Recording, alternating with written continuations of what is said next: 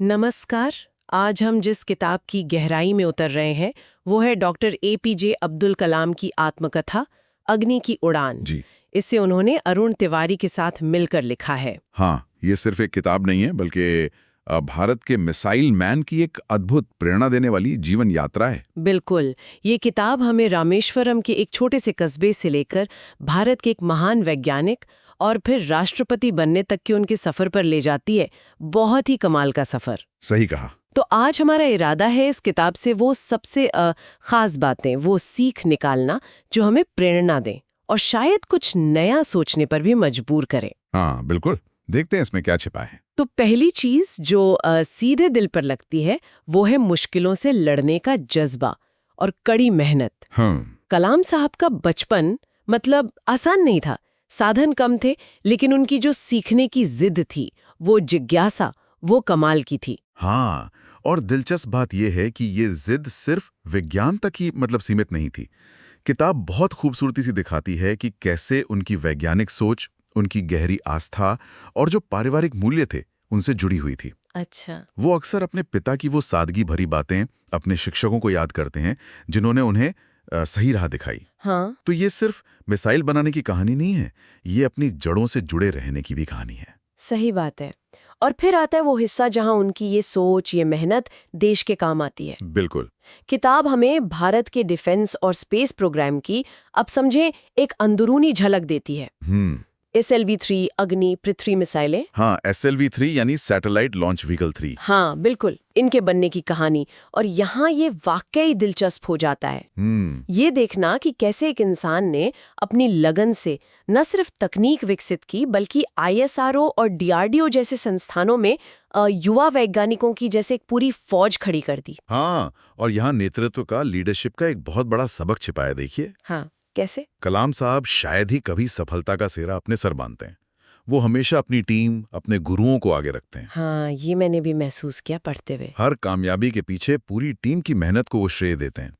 ये एक तरह से क्या कहते हैं, अहंकार रहित योगदान का मॉडल है। वाह, अहंकार रहित योगदान। हाँ, जहां लीडर श्रेय बांटकर अपनी टीम को और मजबूत करता है। हाँ, आजकल के लीडर्स के लिए बहुत बड़ी सीख है मेरे ख्याल में। बिल्कुल सही कहा। और ये टीम भावना कहीं ना कहीं उनके उस मूल मंत्र से जुड़ी है जो पूरी किताब में गूंजता है। कौन सा?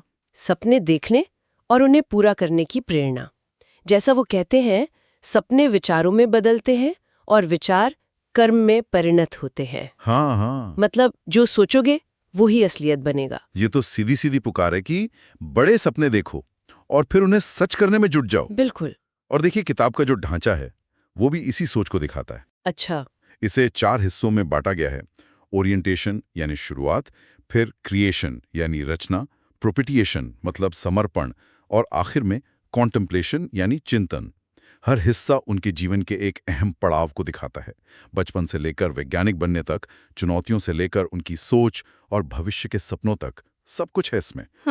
और जिस तरह से लिखा गया है, एकदम सरल, जैसे कोई बात कर रहा हो। मुश्किल वैज्ञानिक बातें भी आसानी से समझ आ जाती हैं। हाँ, ये तो है। भाषा बहुत सरल है। तो ये किताब क्यों पढ़ी जानी चाहिए, क्या कहेंगे आप? देखिए, सीधी सी बात है, इसमें हिम्मत और हौसले की कहानी है।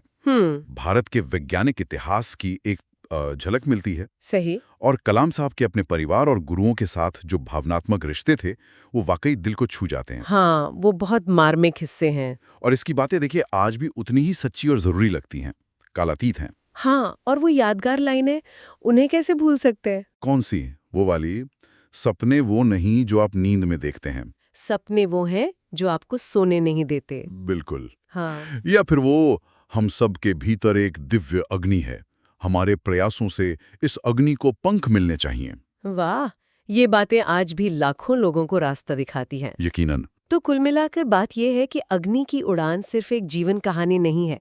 ये तो खुद पर यकीन करने, मेहनत करने और देश के लिए कुछ कर गुजरने का एक नक्शा है, एक ब्लूप्रिंट। बिल्कुल, ये हमें सिखाती है कि मुश्किलों का सामना कैसे करें, कामयाब होकर भी विनम्र कैसे रहें और ईमानदारी और उम्मीद के साथ नेतृत्व कैसे करें।